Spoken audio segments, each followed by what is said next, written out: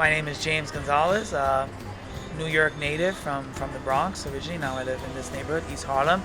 The restaurant's La Fonda, previously known as La Fonda Boricua. Now everyone just calls it La Fonda. It's here in the heart of East Harlem in El Barrio on 106 between 3rd and Lex. The address is 169 East 106th Street. The food we serve is authentic and traditional home style Puerto Rican cuisine with a little more flair and bedazzle now, like the brunch menu. The brunch menu is a mix of Puerto Rico meeting Latin America meeting America. Our staple dishes are staples. So it's things that you would find in your grandma's kitchen. The history is this place used to be called George and Gina's, so it was a Puerto Rican restaurant for like 8 years, just half of the place. Then Jorge was a neighbor while he was finishing up his PhD study after graduating Harvard and going to the CUNY Graduate Center at Hunter. His neighbor offered him the opportunity to take over the restaurant. It built more fame, right? With him and his brother did the Throwdown with Bobby Flay. He beat Bobby Flay, Man versus Food, best place to get your grub on, like a lot of accolades. I stepped in as a silent partner, becoming more active when I was like, hey, I love this place, I don't want it to die. Jorge and I'm giving you like a high level overview, right? There's more behind it. But I went to the backyard of Jorge and I was like, hey, let's talk. This was before we did the backyard, so it didn't look like that. And I said, look, I love this place. I don't want your legacy to die. This place means a lot to me as a person who came here because it was the one thing that fulfilled missing my mom's and my grandmother's food. So I said, I'll come under 2 conditions. 1, you let me make all the changes I need for the business to thrive. And 2, I'm just gonna make sure I'm compensated. That was it, right? So we worked out our deal and I came in, I had to clean house. So it was like a whole disaster. At one point there was a B rating, so I was like, no, we gotta get the A back. So I cleaned house from employees to the way they were doing things to everything. Then as I was doing that, we were starting to do really well and we were about to be in the black and then COVID hit. So COVID hit and then they shut down the entire place, right? All restaurants in New York City closed, so every business. I realized like, all right, well, worst case, we lose the business, but let's figure something out. So we still had some food left in the basement. We're like, we can cook everything because we're not gonna store it. We'll give it to the community. And we'll just, we'll stay here till the landlords kick us out. We'll figure something out. World Central Kitchen, a lady by the name of Chef Grace Ramirez, her and I, good friends, she reached out to me, right? Very important person in my life. She reached out to me and was like, hey, would you like to distribute food for World Central Kitchen? That came from, because my grandmother said the only thing in life you never neglect is food. So if someone really wants food, you give them food. And so I took that as a big mission, like, all right, whatever meals they're gonna give me, I'm gonna redistribute. By close to the 3rd week, we were pushing out 5,000 meals a day, 6 days a week. And that was coming from another kitchen called Red Rabbit. And so we worked with them closely. We helped them with their menus because it was for the community. The entire time we were doing that, I was doing things that I still wanted to make changes, right? When I knew at some point we would reopen. So part of it was from the menu, offering brunches, being the first Puerto Rican restaurant to do brunch in Manhattan. Being the first Puerto Rican restaurant to have that beautiful fusion, having amazing cocktails. Seeing it, we're the first restaurant in this, I want to say a few block radius to actually have handcraft cocktails of the caliber that we have it.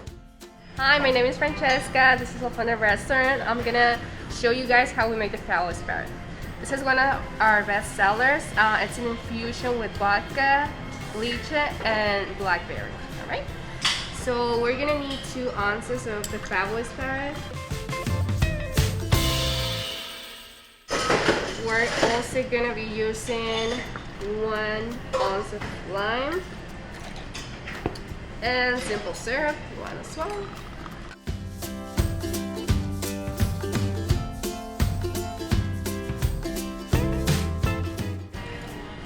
Awesome.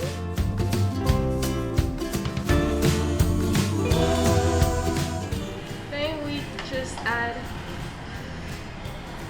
a flour on the side.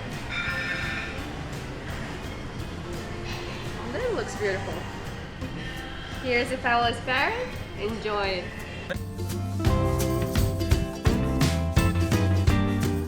So, some of the items that you can find today are like the pollo guisado, which is still something very traditional. It's chicken stew. During the brunch menu, we put a fried egg on top. No brunch menu, it's without the fried egg, but still delicious.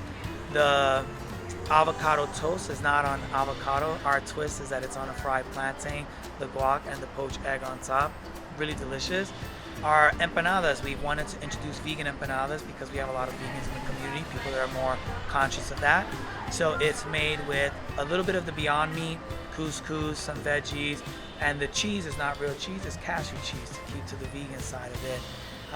And then our twist, we call it a jefe sandwich. It's our twist on the Cuban sandwich. The real main difference is the mustard we use and the pork we're using. I can't give you the secret sauce, but those are the two main differences.